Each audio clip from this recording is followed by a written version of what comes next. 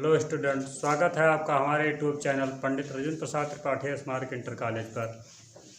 हम सब class 11th के चैप्टर 1 में अध्ययन कर रहे थे वर्गीकी के मौलिक सिद्धांत, जिनमें आपको जीवों की पहचान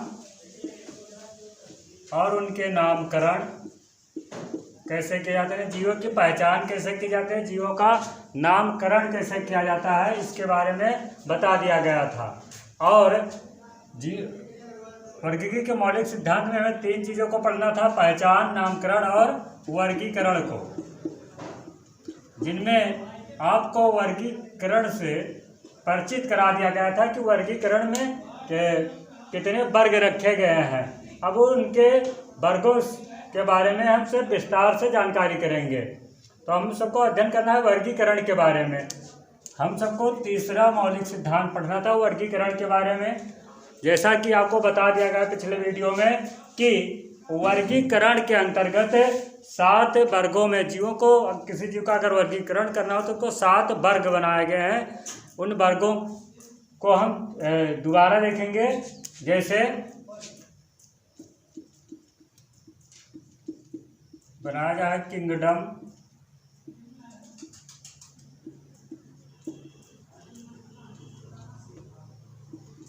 संघ,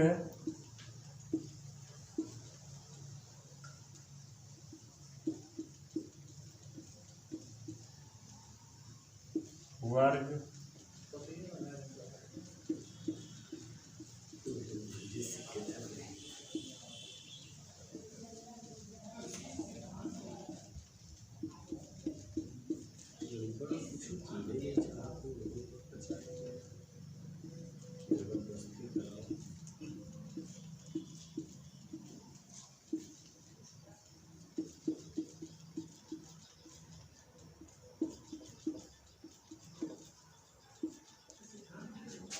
किसी जीव का वर्गीकरण करना हो तो उनको 7 वर्गों में क्या है रखा जाता है। जैसे कि जगत, संघ, वर्ग, गण, कुल, वंश और जात। बता दिया गया था कि वर्गीकरण की जो सबसे बड़ी इकाई है वह है जगत है। सबसे बड़ी इकाई आपकी क्या है?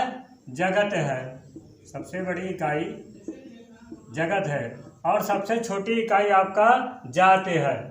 जब बता रहा है कि किसी जीव के बारे में जब हम नीचे से ऊपर की ओर अध्ययन करते हैं तो उनमें समानताएं क्या होती हैं? घटती हैं। और ऊपर से जब नीचे की ओर अध्ययन करते हैं तो उनमें समानताएं क्या होती हैं? बढ़ती हैं। और बताया गया था कि जो इनका वर्गीकरण के वर्ग है इनको एक क्रमबद्ध तरीके से रखा जाता है। जैसे कि जगत के बाद संघ लिखा जाए, संघ के बाद वर्ग लिखा जाएगा। ऐसा नहीं कि पहले वर्ग लिखें तब संघ लिखें। इसी को बताया गया था कि इसी को कहते हैं वर्गीय क्रमबद्धता, यानी वर्गों को एक क्रमबद्ध तरीके से लिखने की क्रिया को हम कह सकते हैं वर्गीय क्रमबद्धता। अब हम सब देखेंगे जात क्या है, वंश क्या है, कुल, गण, वर्ग, संघ, जगत, इन सब के बारे में देखेंगे। तो जात जो होती है यह जीवों की मौलिक समानताओं के आधार पर जीवों की जात को रखा जाता है, देखा जाता है उनमें क्या समानताएं होती हैं। हम सब नीचे से ऊपर की ओर जीवों के बारे में अध्ययन करेंगे। तो सबसे पहले हम सब देख रहे थे कि जात क्या है? जीवों में मौलिक समानताएं होती हैं। लिख सकते हैं जो जीवों में मौलिक समानताएं होती है उसको जात कहते हैं। जीवों में जो मौलिक समानताएं उसी को हम जात कहते हैं। जैसे कि देखा जाए जीव मांसाहारी भी है लेकिन उनमें कुछ समानताएं पाई जाती हैं। जैसे शेर है, शेर का जात है लियो, चीता है उसकी जात है पारडस, और बाघ है उसकी जात है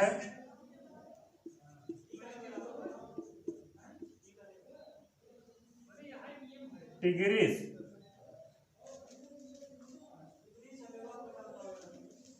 इनमें देखा गया मौलिक समानता है। मौलिक समानता है क्या? ये तीनों मांसाहारी है, इनके भी दांत नुकीले होते हैं, लेकिन इनमें कुछ समानताएं पाई जाती है। जैसे बाघ है तो उसके शरीर पर धारियां पाई जाती हैं। शेर है तो उसके गले के किनारे पर लंबे लंबे बाल पाए जाते हैं। तो इन्हीं में कुछ मौलिक समानताएं देखी गई और इनको अलग अलग जाति में रख दिया गया, अलग अलग जाति का नाम दे दिया गया। लेकिन तीनों का काम क्या है, ये तीनों मांसाहारी ही है। ऐसे देखा जाए कि आलू है, आलू का वैज्ञानिक नाम है सोलेनम ट्यूबेरोसम। तो ट्यूबेरोसम जो क्या है, यह आलू की जात है, ट्यूबेरोसम। तो मौलिक समानताओं के आधार पर जीवों के जात को रख दिया जाता है, यही आपका जात है। जात क्या है, जीवों की सबसे छोटी इकाई है, वर्गीकरण की सबसे छोटी इकाई जात है। और जात में क्या होता है, जीवों के मौलिक समानताओं के आधार पर उनको एक जात में रख दिया जाता है, नाम दे दिया जाता है। अब जात के बाद अगला आता है हमारा वंश।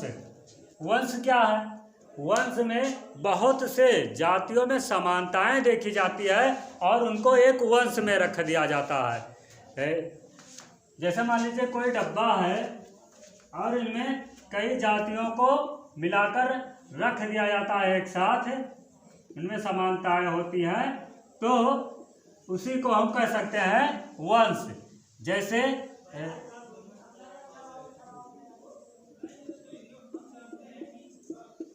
जातियों के समानता के आधार पर जीवों को एक वंश में रखा जाता है।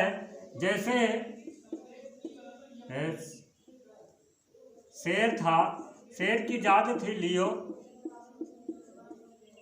चीता था, चीता की जात थी पारडस। बाघ था, बाघ की जात थी टिग्रिस। इसी के आधार पर अब तीनों की जातियां अलग है, लेकिन इनको एक वंश में रखा गया, जिस वंश का नाम है पैंथेरा,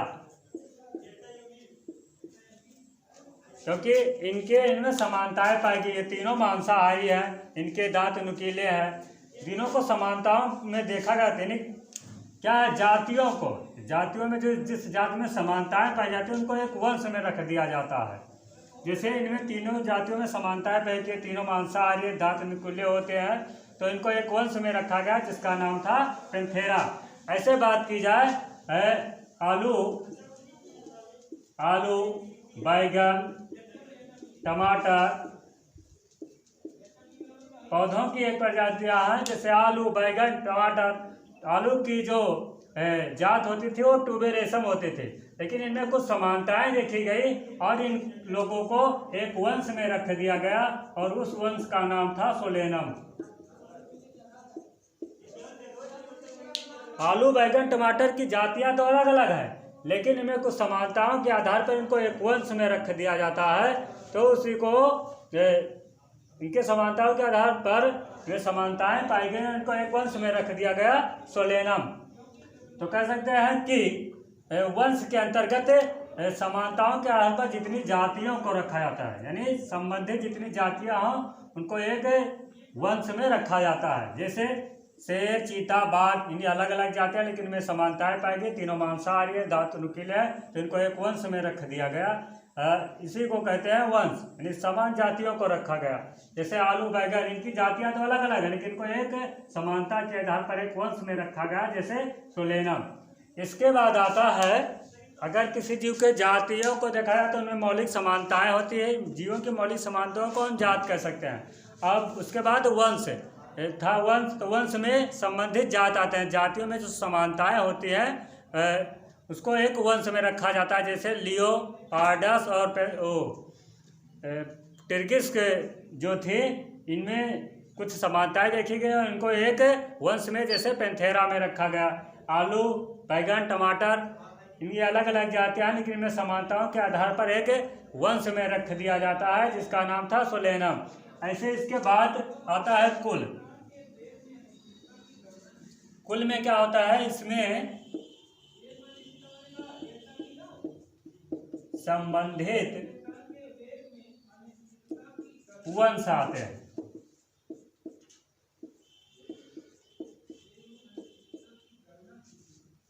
जैसे अब देखा जाता है कि उनके वंश कई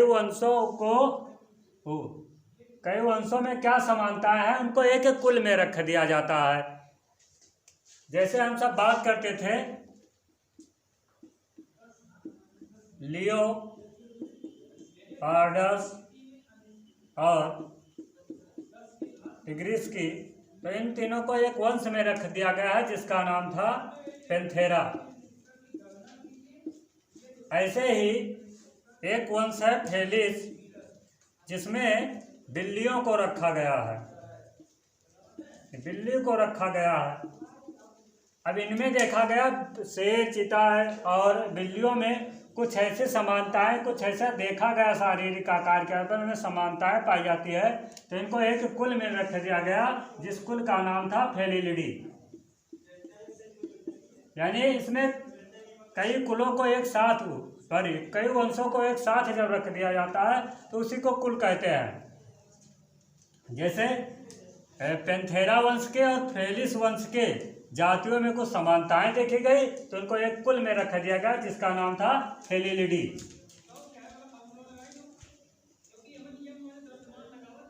ऐसे ही था आलू, बैगन, टमाटर, इन तीनों में समानताएं पाई गई तो इनको एक वंश में रखा गया था जिसका नाम था सोलेनम। और ऐसे ही कुछ वंश हैं जैसे धतूरा का,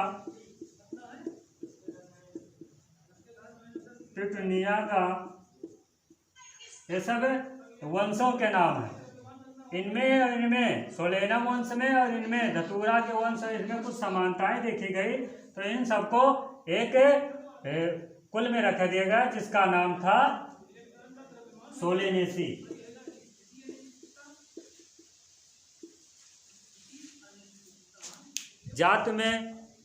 जातियां तो प्रत्येक जो जीव थे उनकी अलग अलग होती थी, मौलिक समानताओं के आधार पर लग किया जाता था। लेकिन वंश क्या होता था, जातियों में देखा जाता है किसकी जात में समानताएं होती है तो उनको एक वंश में रख दिया जाता है। फिर देखा जाता है कि एक वंश कई वंशों में क्या क्या समानताएं हैं, कि सब मांसाहारी है कि क्या सब शाकाहारी है, तो उनको एक कुल में रख दिया जाता है। तो जैसे कि शेर, चीता, बाघ और बिल्लियों में ऐसे कुछ समानताएं देखी गई जिसे इनको एक कुल में रख दिया गया फेलिलिडी कुल। ऐसे ही आलू, बैगन, टमाटर, धतूरा, पिटूनिया में इनके समानताएं कि जनन कैसे करते हैं, इनमें पुष्प कैसे होते हैं, इसी के आधार पर समानताएं देखी गई तो इनको एक कुल में रख दिया गया सोलेनेसी। अब इसके बाद आते हैं कुल के बाद आता है गण। अब गण हम देखेंगे, अगला हमारा था गण। गण में क्या होता है, देखा जाता है जाति, कुल, जाति, एक ही जात, वंश और कुल के आधार पर जो समानताएं होती हैं जीवों में, उसी के आधार पर जीवों को एक गण में रख दिया जाता है। जैसे बात किया जाए, गण है एक कोल, बुलेसी और सोलेनेसी, ये आपके क्या हैं, ये आपके कुल हैं। इनको एक सोलेनेसी कुल में आलू, बैगन, टमाटर इन सबको रखा गया था और इन्हें दोनों कुलों को एक गण में रखा गया जिसका नाम है पाल, सोल, एलस। क्या होता है कि गण के अंतर्गत कई कुलों को एक साथ मिलाकर एक गण में रख दिया जाता है। ऐसे था शेर, चीता, बाघ का कुल था, क्या था, फेलिलिडी, उसमें बिल्लियां भी आती थी। फेलिलिडी कुल को और एक कुल है कैनिनिडी। कैनिनिडी कुल और फेलिलिडी कुल को एक साथ है एक गण में रखा गया जिसका नाम था कार्निवोरा। कार्निवोरा गण में रखा गया है। तो क्या होता है, गण में देखा जाता है कि उनके जात, उनके वंश, उनके कुल में क्या क्या समानताएं होती हैं, तो उनको एक गण में रख दिया जाता है। मान लीजिए डब्बा है, अब इसमें क्या है कि इसमें वंश भी रखा गया है, इसमें जात को भी रखा गया है, इसमें जात को रखा गया, वंश को रखा गया, कुल को रखा गया। तीनों में देखा गया समानताएं क्या है, तो उनको एक गण में रख दिया जाता है। ऐसे ऐसे जीवों के समानताओं के आधार पर उनको एक गण, एक कुल के आधार पर रख दिया जाता है। अब गण के बाद हमें आता है हमारा वर्ग। वर्ग में क्या होता है, इसमें संबंधित गण आते हैं। अब देखा जाता है कि गणों में क्या समानता है, तो उनको एक वर्ग में रख दिया जाता है। जैसे एक गण है प्राइमेटा, जिसमें रखा गया है बंदर, गिब्बन और गोरिल्ला को। ऐसे शेर और उसका एक गण था कार्निवोरा। जैसे कार्निवोरा गण में किनको रखा गया है, तो शेर, चीता, बाघ, बिल्ली, कुत्ता,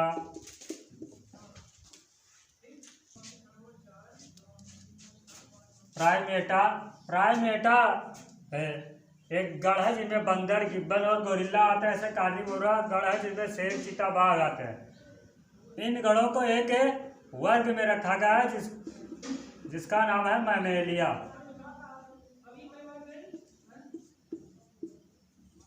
मैमेलिया वर्ग में और भी कई गणों को रखा गया है। अधिकतर में स्तनधारी जीवों को रखा गया है मैमेलिया वर्ग में।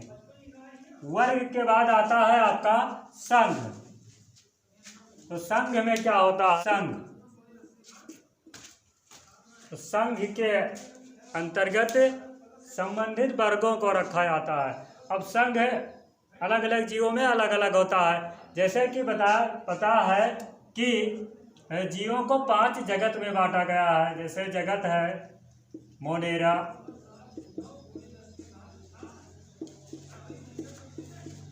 जगत प्रोटिस्टा, जगत कवक, जगत पादप और जगत जन। अब जीवों को अलग अलग संघों में रखा गया है। जैसे कि एक संघ की बात किया जाए कार्डेटा संघ में उन्हीं जीवों को रखा गया है जिनके में नोटोकार्ड यानी पृष्ठ रज्जु पाया जाता है, जिसके शरीर में उन जीवों को रखा गया है। मानव में पृष्ठ रज्जु जो होती है भ्रूणीय अवस्था में पाई जाती है। तो कार्डेटा संघ, ऐसे जब हम संघों को पढ़ेंगे तो जान पाएंगे कि किस जीव को किस संघ में पढ़ना है। जैसे हमें जंतुओं के बारे में जब पढ़ेंगे जंतु जगत, आगे हमें आगे वाले चैप्टर में 3, 4, 5 चैप्टर में हमें यही अध्ययन करना है। तो जंतुओं के बारे में हमें 11 संघ पढ़ना है, पौधों के बारे में 5 संघ पढ़ना है, ऐसे कौकों का संघ पढ़ना है, प्रोटिस्टा के, मोनेरा के, अलग अलग जीवों को अलग अलग संघों में रखा गया। जैसे मानव में 11 संघ है, जैसे कार्डेटा, स्लेंट्रेटा, हेमिकार्डेटा, इकाई नॉन कार्डेटा, ऐसे 11 संघ पढ़ना है। पौधों में हमें 5 संघ पढ़ना है, जैसे थाइलोफाइटा, ब्रायोफाइटा, टेरिडोफाइटा, जिम्नोस्पर्म, एंजियोस्पर्म। ऐसे कौकों में पढ़ना है एस्कोमाइसिटीज, बेसिडोमाइसिटीज, फाइकोमाइसिटीज, इन सबको हमें इसको पढ़ना है।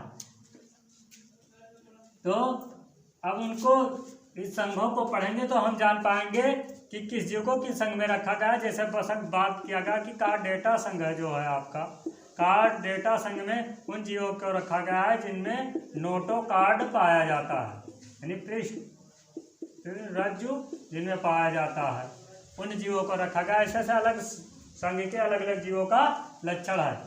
तो हम संघ जब पढ़ेंगे जंतु जगत तो उनमें आपको पढ़ाया जाएगा। और फिर बहुत से संघों को एक साथ रख दिया जाता है एक जगत में।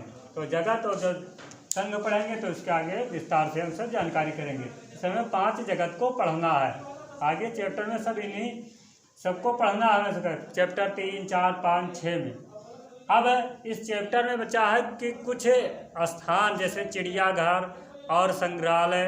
संग्रहालय में क्या होता है, कुछ मृत जीव के शरीरों को रखा जाता है संग्रहालय के अंतर्गत कि कहाँ देखा जाता है, यही सब अध्ययन करना है। तो ये सब अध्ययन आप अपने बुक से कर लीजिएगा। अब हमारे हिसाब से यह चैप्टर आपका समाप्त हुआ। अब हम अगला चैप्टर अगले वीडियो में देखेंगे।